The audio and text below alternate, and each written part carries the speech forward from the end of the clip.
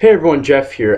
Today I wanted to shoot a vinyl update. It's been a really long time since I made a video for this channel, but as I mentioned in the last one, I am at college now. I don't have my record collection with me. It'll be a real pain to try to get this stuff in the dorm room, but in any case, yeah, so no records at school, so I haven't really been listening a whole lot to vinyl. Unfortunately, I've kind of been stuck with digital stuff, but you know, it is what it is. Music is music as far as I'm concerned. So just a little, I'll turn this down. So just a little bit of a life update here. I'm going to school at Temple University in Philadelphia. Currently working to major in civil engineering, and I've got a minor in music, which I'm really happy about. And so far, it's actually expanded my musical horizons in ways that I didn't foresee it to. So my appreciation for classical music right now has just been it's just skyrocketed. I used to really only enjoy classical music as far as, you know, the more out there and left field type stuff like Stravinsky and Bartok, that type of stuff. And now, you know, I can actually listen to Baroque things, romantic things, classical things, and actually, you know what to listen to and enjoy it more than I ever had in the past. So really cool on that. And actually, a lot of the records that I'm going to show here today are classical records. So I'll get those out of the way first. If you don't like classical music, I guess you can skip it. But yeah, so the first thing is what we've got in the background. That's Franz Liszt's Piano Concerto No. 1 in E flat major, played by Nicholas Zumbro. And most of these I found really inexpensively. I paid $1 for this in a record store, and usually classical music tends to be very cheap on vinyl, which is great because I like the music and you can get a lot of it for a good price. So here, I'll go through these kind of quickly, but Symphony No. 1, Sibelius. This is really cool stuff. I need to listen to it again. I'm pretty sure he was a Scandinavian composer, but yeah, so he's from Finland. So yeah, just really interesting stuff. Very happy to have that. These are some Vivaldi violin and harpsichord concertos, and these are really good. Vivaldi was one of those guys, like in the past I listened to the Four Seasons suite, of course, and you know, I enjoyed that, but now I can really get into it, so very happy to get that. A Deutsche Grammophon. This is Beethoven, a bunch of piano sonatas, so particularly Moonlight Sonatas on here. Everyone knows that, and it's fantastic, so very nice to get that. This is a version of Stravinsky's The Rite of Spring that I don't have, that I didn't have, but now I do. So very cool. This is probably my favorite piece of classical music. It probably always will be, but very nice to get that. This is another Stravinsky ballet, the Petrushka, conducted by Zubin Mehta. And this one, you know, if The Rite of Spring is a bit too out there for you, this is a much more accessible portrait of what Stravinsky is all about, I guess. So very good stuff. This is Bach's 6 Brandenburg concertos, and you know, along with like the Mass in B minor, you know, this is kind of considered to be one of the Bach masterpieces, and it's pretty easy to tell why. This is really good stuff. So double album, very happy to have that. And 24 Chopin preludes, played by Brylowski. And these are interesting because I'm almost split on them, because each prelude is very cool, but they're very short, and it's just interesting. I mean, some of these are, you know, less than 30 seconds, and I don't know. It's interesting. They're very fragmented, but I guess they've you know, people have studied them, and I guess there's some things that are repeated throughout a little bit and stuff. But anyway, very cool to get that. And last one, I guess you would say this is classical, but We Know What We Like, the music of Genesis, played by the London Symphony Orchestra, conducted by David Palmer. So this is pretty interesting. As you know, probably everyone watching knows, I am a huge Genesis nut. Just absolutely love their music, at least through the '80s, and then from there it's a bit spotty. But I do like the vast majority of what they've put out, and some of the stuff on here is really cool. Actually, the one medley here where they do Duke's Travels, Fountain of Salmacis, The Knife, and Unquiet Slumbers. Very, very, very cool in particular. So nice to get a copy of that on vinyl. And the next group of records here I'm going to show are all jazz. So these are jazz records that I picked up not too long ago. And a couple of these I got in trade. I know this one, I traded for this one. Bags and Train by Milt Jackson and John Coltrane. Good stuff. To be honest, I need to listen to it again, but very, very standard kind of. I guess this was a little bit more in the kind of hard bop direction, but pretty good stuff. Lush Life, another Coltrane album that I was missing in my collection, so very nice to get that.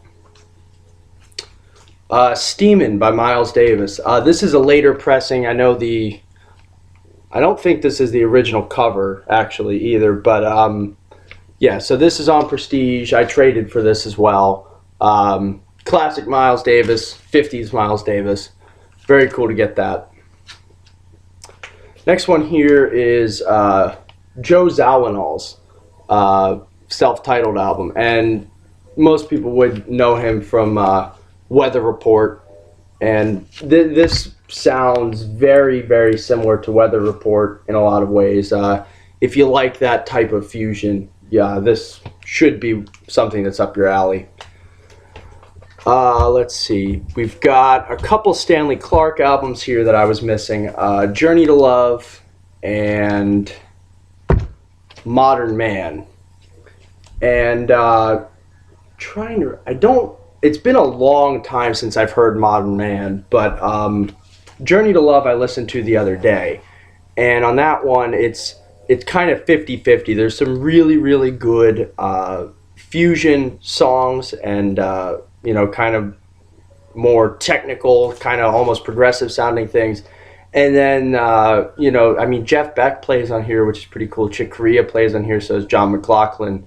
So, no shortage of amazing musicians. Lenny White plays drums.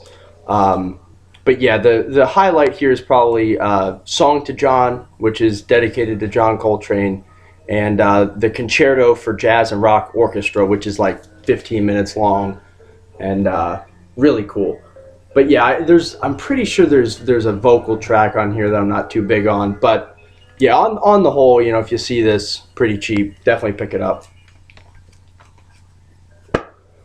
Next one here, this is a jazz album because it's on ECM, but it's interesting. It's Ralph Towner with Glenn Moore trios solos, and so the instrumentation here is guitar, piano, bass, oboe, and tabla. So it's certainly not what you would expect necessarily on your typical run-of-the-mill ECM album, but very, very interesting stuff. I need to listen to it again. It's been a while, but I do remember liking this, so very cool to get that. And I think I found this for like $1 at a flea market, but Pat Metheny Group, this is the first album, and I just never had this, and I'd never heard it before, but this is really, really good. Certainly some of the best Pat Metheny that I've ever heard. So very, very nice to get a copy of that. Now, the rest of the stuff that I'm going to show here is all rock in some way, shape, or form. So the first one of those that I'm going to show here is Frank Zappa's Thing Fish. I'm really, really close to having a complete Zappa collection, which is just nuts to think about, just because the guy's put out so much. And for the most part, I've been lucky with building my Frank Zappa collection because I haven't really paid a lot for any of these records. A lot of them I just happened to find cheaply at flea markets, or a record store would weirdly have a copy of Freak Out for like $8 or something. Like I got most of it very inexpensively. This is just one of the few I was missing. It's not a great album. It might be my least favorite Frank Zappa album, to be honest. But triple LP box. It comes with a booklet and everything. Just for those of you who don't know what Thingfish is, it was one of Frank Zappa's rock operas. Like Joe's Garage or something. But it's I don't know. He kind of recycles a lot of material from older albums. So like here's a song on here called "The Torture Never Stops," which of course it's essentially the same thing as "The Torture Never Stops" from Zoot Allures, but there's just talking over it. Some of it is very funny, but there's not much in the way of singing here. All of the dialogue is through conversations and literally talking. So it's a funny album. It's interesting, and as a Zappa collector, I'm certainly happy to have it in my collection. But this is, one of the last Zappa albums that you should get, in my opinion. It's just really just a kind of weak effort, and it recycles a lot of material that had already come out, and I don't know. Well produced though. I do like the way the album's produced, but other than that, let's see what else I've got here. So this one I got a while ago, but I just didn't get around to listening to it until recently. So How Dare You by 10cc. I think this is a Hypnosis cover. But yeah, I don't remember a whole lot about it. It's been a while since I've heard a lot of these records, so I apologize for that. But I remember this being pretty good. 10cc is they're kind of more on the pop rock side of things, but they have a little bit of a progressive edge that's cool. So cool to get that. This is one of those albums that I've just been strangely missing on vinyl. This was one of the first CDs that I ever bought, period. And Revolver by the Beatles, of course. But yeah, I don't know. I never had a vinyl copy. I guess it's just, my take on Beatles stuff is, I know that millions and millions of these albums were made. I'm not going to pay a lot of money for them because eventually I'm going to run into them cheap. And that's what happened here. Someone sold it to me for like $3 or $4 at a flea market, and that's what I was waiting for. So finally have Revolver, and this is a great copy too. So very happy to have that. I got the self-titled Neil Young album. Everyone pretty much knows this classic stuff. Very happy to have that. The next one here, I don't really remember too much about.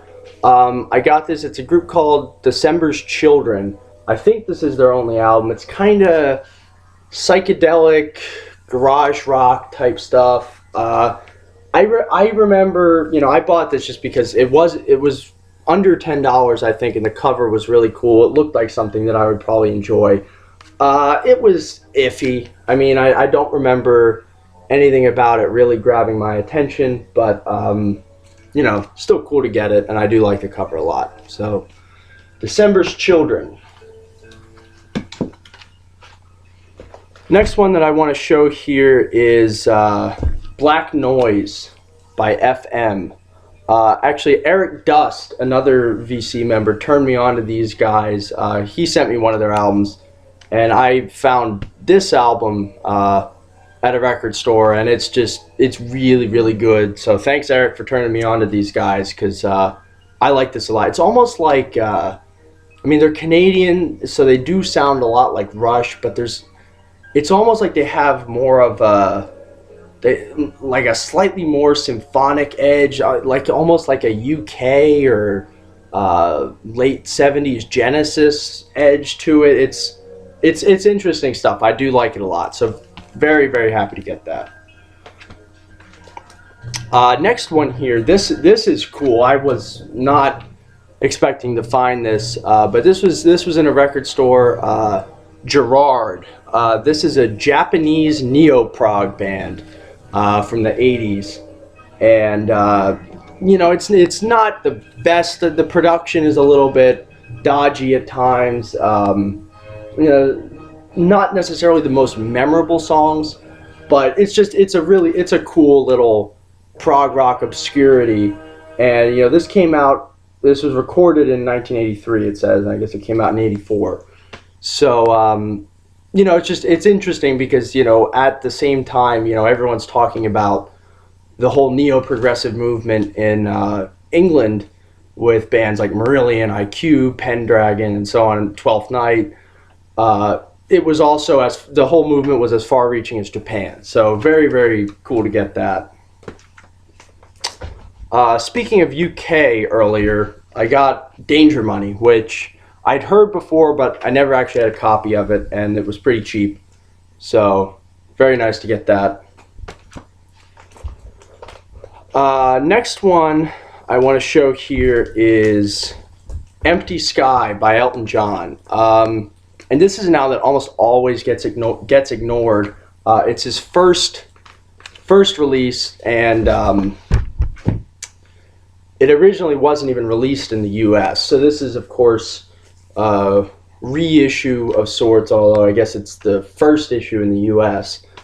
But yeah, it didn't get released. It didn't get released outside of Europe, and maybe even outside of England. I'm not sure at the time, and it just, no one really talks about it when they talk about the classic Elton John albums. But this is really good. There's some kind of longer songs on here, a bit of a progressive edge. There's flute, really just good songwriting, and Elton John's obviously put out a lot of great albums. Like Goodbye Yellow Brick Road is probably my favorite, but this is up there. And if you like Elton John but haven't heard the earlier stuff, very, very good. Next one, upgrade copy of Genesis Seconds Out. I've really just been loving this album so much lately. Just at school, I've been listening to it on my iPod quite a bit. And, to me as a drummer, this is just the drumming Bible. You have Phil Collins, Chester Thompson, and Bill Bruford too. And just some of the Cinema Show during the Apocalypse at 9/8 section in Supper's Ready, and Firth of Fifth, especially the ending of Afterglow. I mean, I could go on, but there's so many times when there's two drummers, or the drum parts from the studio versions are pretty heavily altered. It doesn't really sound like it did on the studio version. And just the drumming on Cinema Show and during the 9/8 in Supper's Ready is just out of this world. And listening to it as a drummer, it's just so creative, the fills that they used. And I love everything about this. So very good to get an upgrade of that. Next one here is Ars Nova. There's a progressive rock band that also has this name. This is not them. This is a psychedelic band. To be honest, I listened to this. It didn't make a huge impression on me, and I don't remember a whole lot about it, but I'll have to listen to it again. It's been a really long time, but yeah, Ars Nova. Next one here is Aladdin Sane by David Bowie. For whatever reason, I've never been the biggest Bowie fan. I like Ziggy Stardust a lot. This album, I don't know, it's a classic. A lot of people love it. It just doesn't really do a lot for me. So still cool to get it. I do, I like a lot of the stuff that's going on here, but just David Bowie's music typically does not really move me very much. But still cool to get a copy of this, and it would only set me back a couple dollars. So Aladdin Sane. Next one here is Fool's Mate by Peter Hamill. Peter Hamill, of course, being a Van der Graaf generator. And I'm just going to show the record here because, cool gatefold too, but the record has the wonderful Mad Hatter on the Charisma label. So very, very cool to get a copy of this. This was $20, which is more than I usually pay for records, but I wanted it. I really am a fan of Peter Hamill, Van der Graaf generator, so very happy to add this to the collection. This is trying to think of how to describe this. It sounds a lot like the early Van der Graaf Generator music, and it makes sense that it would, because a lot of this music was originally performed or rehearsed, I guess, by Van der Graaf Generator in the early days, and it just, was shelved, never ended up getting released, and Peter Hamill, kind of reworked it and recorded it for his solo album. So, yeah, cool stuff here. Next one here I want to show is Inside Out by Flock. This is another one. I listened to this a while ago and it didn't make a huge impression on me. Kinda, if I remember correctly, it's like progressive jazz rock, but it's definitely on the more accessible side of things, polished and everything. But yeah, I'll need to listen to this again, but progressive band Flock. And the album Inside Out. So the last two records here I want to show were ones that I picked up the other day, and they're awesome. So the first one, Sad Wings of Destiny by Judas Priest. This album I'd had digitally for a while, and it was one of the albums that I always listened to. Like, I used to work in a bakery, and there would be times where I would be there completely by myself for hours washing pans. So I needed to, get some really, really kind of pump you up music in order to make that a little bit more tolerable. And this was an album that I listened to almost every time I worked for at least a month. And it's so good. The riffs just kick your ass. And, it came out in 1976, so when you put it in that perspective, too, there's so much innovation here. And, just the whole thing's just phenomenal. If you haven't heard it, go get it now. It's awesome. And the last one I want to show here is the highlight of the entire video by far. I don't use the word Grail very often because I think it's overused, but that's what this is for me. And it's an original UK pressing of Brave by Marillion from 1994. So obviously 1994 there really weren't a ton of vinyl records being pressed, and so as a result this is a bit rare, and especially to find a copy of this in a record store in New Jersey is just unheard of. And I did pay $40 for this, which is way more than I ever pay for records. I don't like paying a lot for a record. I just don't. I'd rather, kind of wait and hope to find it cheap. But this, I know I'm never going to run across this again. Not going to find a better deal on this. And it's just one of my favorite albums. Just a brief, history on this. This is one of the albums without the, after Fish left, which is, for a lot of people after Fish left Marillion, they just completely checked out, don't care anymore. But under, with Hogarth behind the microphone, they've released so much exceptional music that people are missing out on if they take that approach.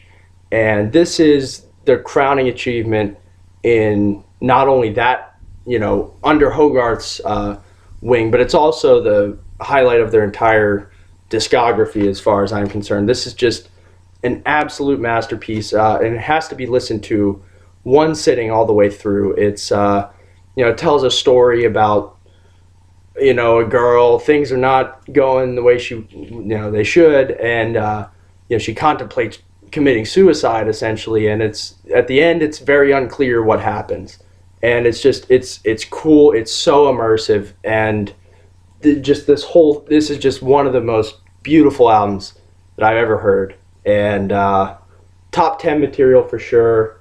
And I am so happy to have this on vinyl.